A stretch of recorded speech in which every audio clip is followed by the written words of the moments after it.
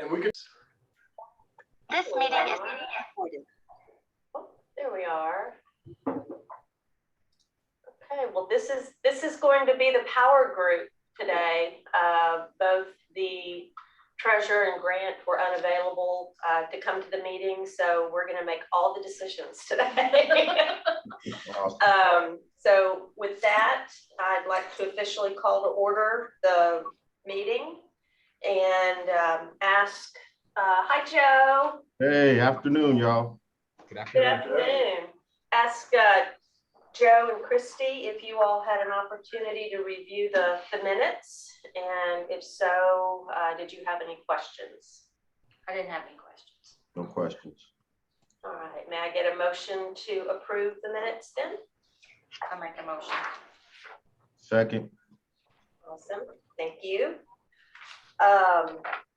So moving on to the director's report, we have been pretty busy despite kind of the lull in things.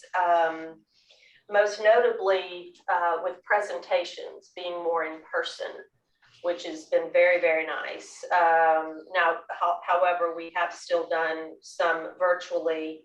In fact, a few months ago, I guess it was in March, we presented to a group that Chris got to know through the DDPA conference that he attended, and it was attorneys and advocates for disability rights. So that was a group we had not presented to before, and it was very helpful because they're the front line for so many people, and they have misconceptions about the ABLE plan. So it was really nice to kind of start to break into that audience. There were about 18 or 20 people on that call.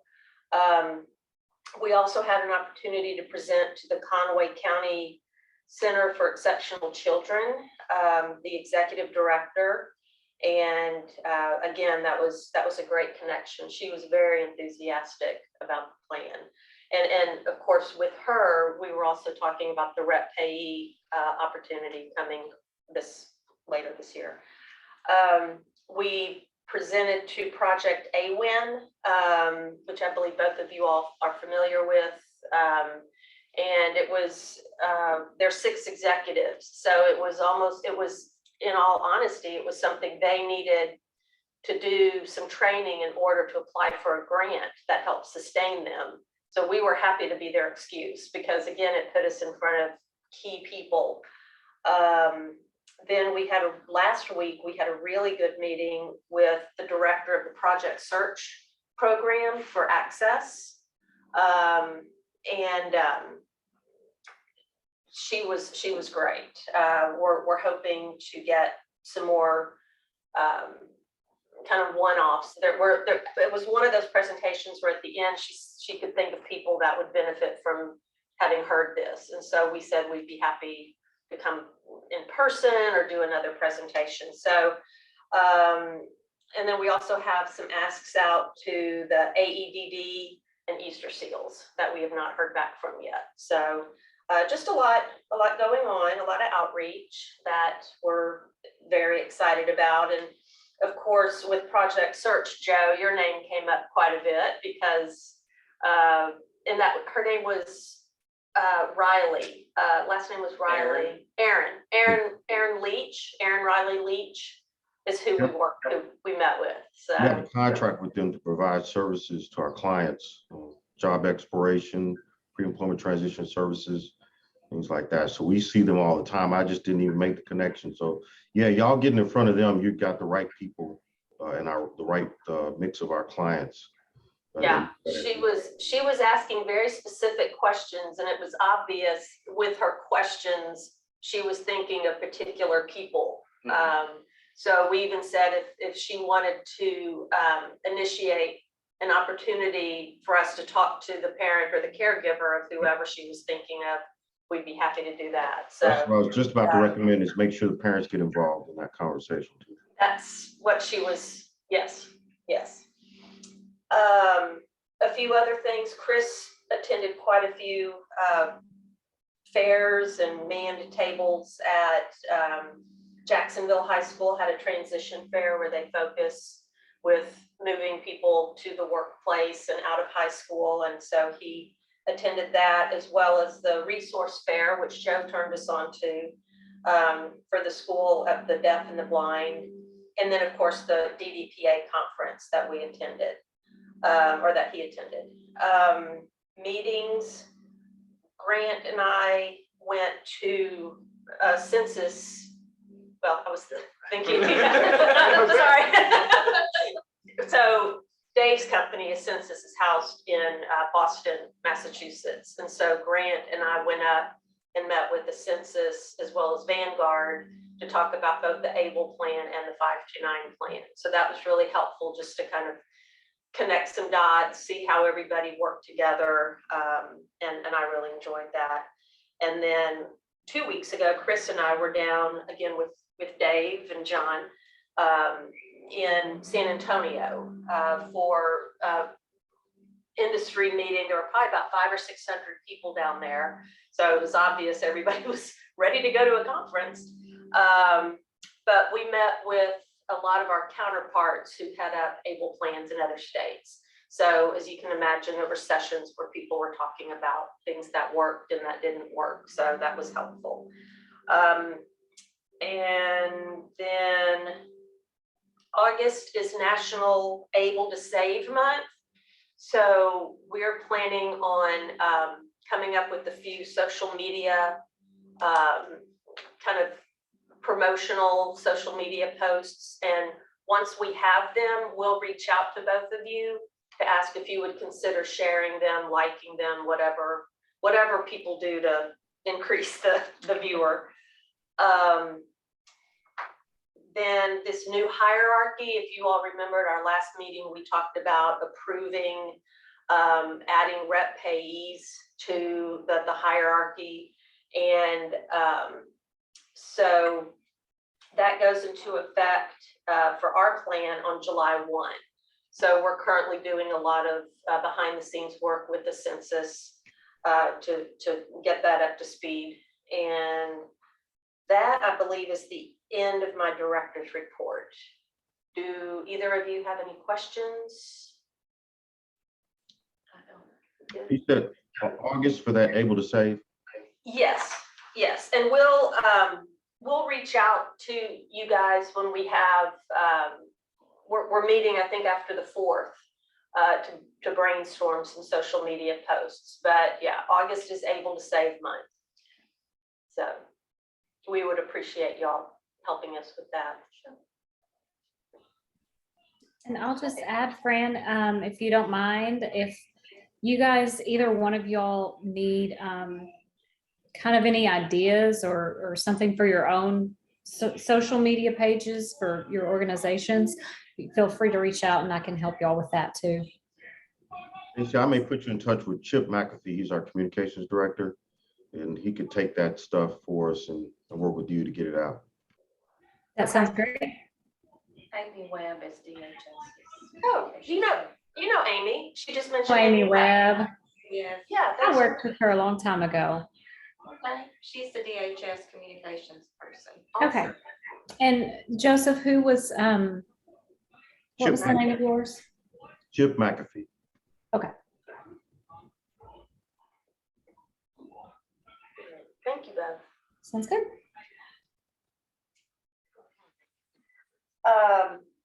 So next on the agenda is the approval of the implementing agreement with the census. And this, and Dave, help me if I'm not explaining this right, but this is the agreement. So we've been going through, as you all may know, we're members of the National ABLE Alliance, which is 18 or 19 states. And we're in the process of re-upping our contract with the census. And there are lots of layers to that process, but the one agreement that we need your approval on is the one that connects the Arkansas plan to a census. To the alliance and census, that's correct. Right. So what you would have received there were, I think Chris sent 2 documents. One was for reference only. Luckily, that was the longer of the 2, was for reference only. But the one that is entitled Arkansas Implementing Agreement is what we would need your approval on. And Chris, do you want to kind of talk through? So on page 2, what we've highlighted in red is what we would be going in to add that addresses the reduction in service fees. Yeah, so part of the new master service agreement is we're able to opt out of certain fees.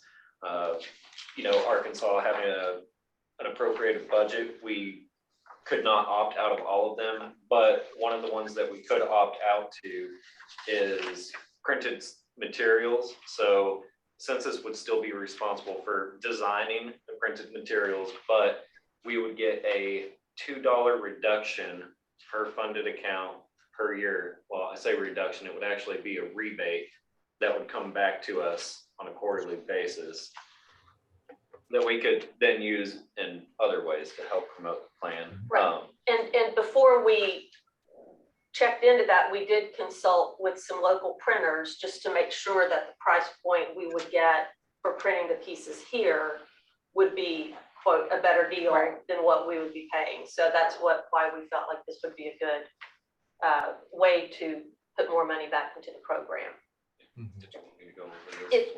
If they had any questions. Yeah. So that's why that is what appears in 3 and 3.1. So the whole, the agreement has been reviewed by our legal counsel and he has signed off on it. But we just wanted you all to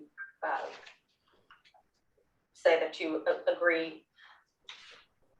Or if you have any questions, obviously Dave can help address them. Yeah, and Jose as well. And Jose, yes.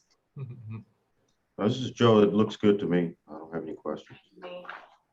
Jose, was there anything you needed to add to what I said, or is that kind of the gist? No, that was a great summary. Thank you so much regarding the MSA and then also kind of tying in the implementing agreement. And again, really, we know it's a great deal of work put upon you, especially with, you and Chris and Grant, working through the agreements, not necessarily just with the MSA and the implementing agreement, but also marching towards the implementation of the hierarchy as well. So again, many thanks to you and your team. Because we know it's been quite laborious, in the past year or so. So many thanks. I can't imagine doing this for 18 others. 18 other plans. Thank you. Okay, so do we need to get a formal motion to approve the implementing agreement? I make a motion to approve. Thank you. It's Joe, I second. Thank you, Joe.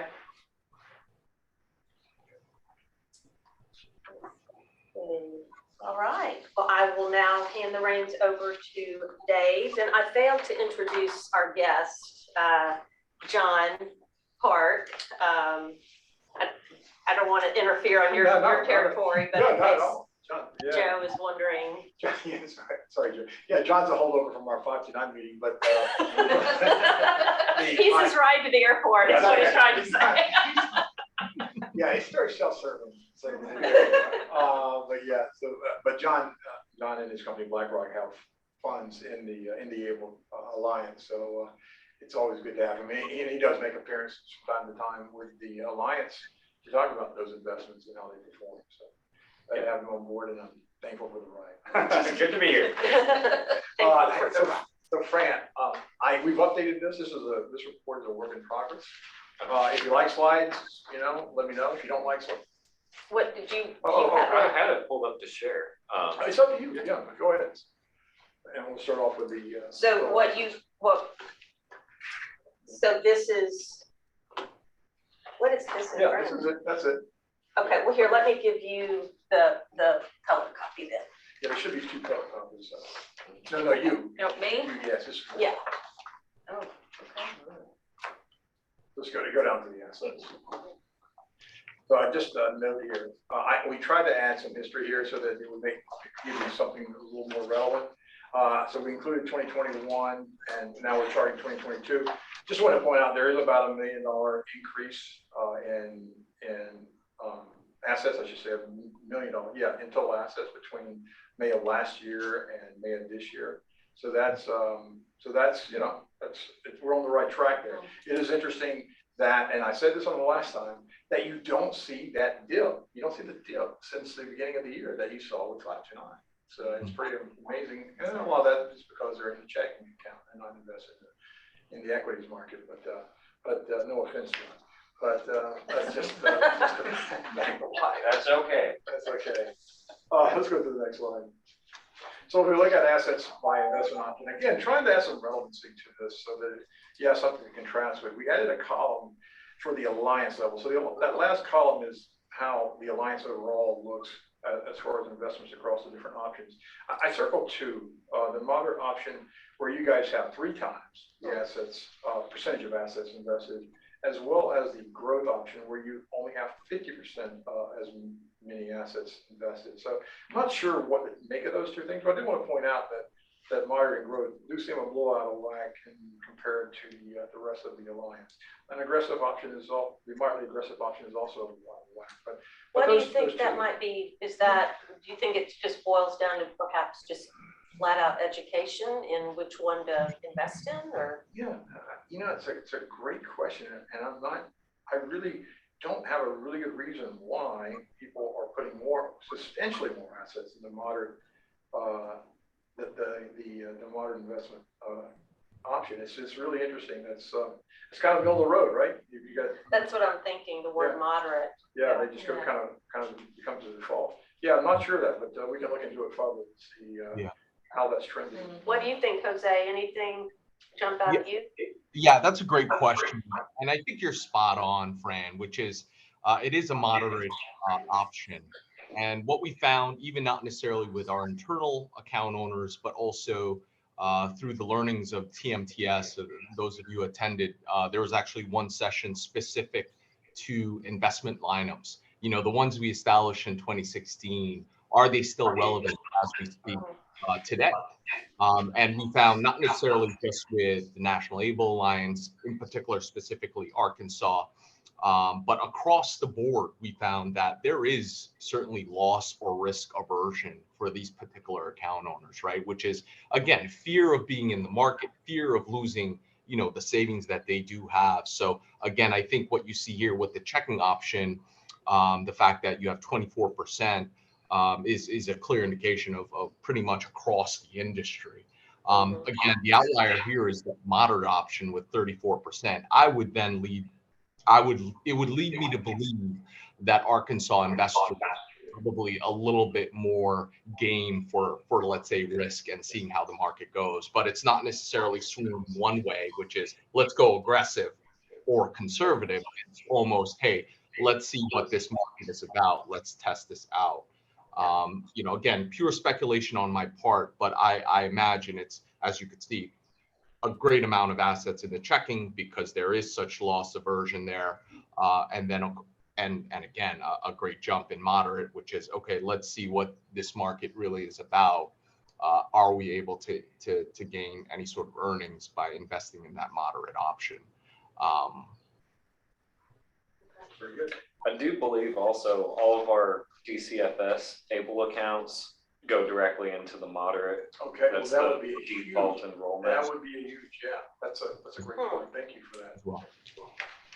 All right. Okay, well, let's go to contributions by month. So it's interesting. If you look at the trend lines, they're going down for this year, but it's all because of the month of April. And I don't know whether that's because April last year. Oh, it's got to be. April last year, for whatever reason, just stands out as a phenomenal month in contributions. It's just way out of whack. Do you remember what happened in April last year that would have driven such an increase in contributions? Stimulus, I believe. Yeah, Wasn't there could have been, another? I guess. Stimulus Stimulus. checks. Yep, that's it. Yeah, so that makes sense. Yep. That makes sense. That's amazing growth. If you take out that month, if you just level out to where the rest of the months were trending, this would be trending up for the year. Yeah. All right. Contributions by type. The only thing I have here is that the checking contribution still receives the vast majority year to date for contributions. Followed closely by EBT contributions. It's interesting. People writing checks, but they're also doing electronic transaction deposits. We'd like to see that recurring contribution mirror the 529 plan where you're over 25%. Distributions. I will say, it looks like 4 of the months this year have had higher distributions than the previous year. Interesting, as assets grow, you're going to take more distributions, but I don't know, Jose, if you have any other thoughts on if you're seeing that across other plans or not. Yes, Dave, that's a great question. And this is a general trend once again. And it makes it also a bit of a challenge in really defining our investors, as we've seen, because we know these accounts are so highly transactional. And listen, it's not as if there's a horizon there per se, right? Hey, I'm saving up for college for 12 years from now. A lot of it is, hey, listen, expenses surface as they come up. And naturally, Arkansas Able has an investment vehicle, a tool to be able to access those funds in a protected way. So that way they're not losing their benefits because they're above the asset limitation. But this is, again, we do see these trends. It's interesting. The distributions for 2021 at the end of this last year, December, it seemed to taper off, which again, I always suspect that's usually when folks would spend. But in Arkansas's case, we may have some proactive account owners who had planned their month really well and made the disbursements in November of last year. And the next slide trend kind of ties into what Jose just said. This is a transactional account. Over half the withdrawals are from the bank. And so people are using their card to make those withdrawals. So it is truly a trend. Unlike 529, this is a day-to-day transactional account. So we'll go on to the distributions by age. I don't really have any comments on this page as you look at the distributions by age, but you can kind of see the peaks and valleys of the age groups. If we go to the next slide, new accounts by month. 22 was lagging 2021, except for the month of February. But it's interesting, the kind of growth that we saw last year, particularly in January, March, and May, were phenomenal. So I don't know that there's anything to be done differently, but we do see that 2021 was outpacing the current year. And then accounts by disability, this is more of an FYI page, just so you have it. And as well as the next slide, which is accounts by eligible interest study. And then you go to the account closures. We see that February, March, April, and May all had higher closures. And you can see the reason it was closed: full disbursement, inactive account. But it's kind of kind of gives you a look at as accounts are used up or closed. And then enrollments is the last page. How did you hear about the plan? Is a little online survey. Looks like we're not getting quite as many respondents as we did in 2021. Now that 2021, actually, that's probably the entire year as I think about this column. So in 2022, of course, is just the of May, but you can see how people are responding to that survey. Any questions, all? Very good. And if there's any additional information you want to see, let me know. If there's slides you want taken out, let me know. That's so helpful. Well, Christy or Joe, is there anything? Christy, what age or what's the average age of the DCFS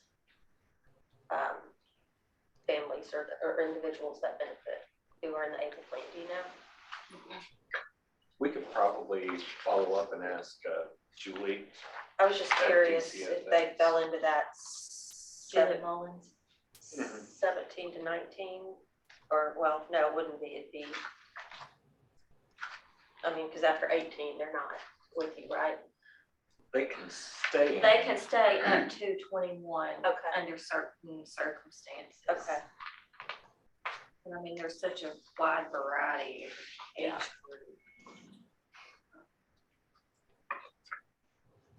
Joe, did you have any questions? Is he there? He might be on mute. Yeah, you're right. I was on mute. Okay. No questions. All right. Good. All right. Well, thank you, Dave. Next, the only new business I have is just to throw out a date for our next meeting, which would be Tuesday, August 30th at 1 p.m. So I don't know, we can follow up with you if you need to be back in front of your calendar. I just know that's kind of the tricky time of year when people are getting active again with school stuff. And so we'll follow up, but proposing at least the 30th at 1. It's clear now for me, but yeah, if y'all check back. I should be, but just let me double Sure. check. Sure. Labor Day. Labor Day, sorry, Labor Day. The Tuesday before or the Tuesday after? The That's the Tuesday before. in the week right before the. Yeah, Okay. yeah. All right. Well, I think with that, I will, That is my birthday. You're gonna be like 29. August Okay. 30th is my birthday. is it? Well, we'll You'll have to have a celebrate. cake. You might have to come back. I'll send another photographer to the Yes. That seems like it was yesterday. I will ask for a motion to adjourn our meeting. Joe, I move to adjourn. A second. All right, wonderful. Well, thank you both. So I hope everything's going well in your world, Joe. Oh, yeah, we're staying busy. That's why. See me on the camera here. That's Going good. right back into another meeting. All right, well, hopefully we got you done in time, so you're not late. I appreciate it. It's good seeing y'all. Okay, you too.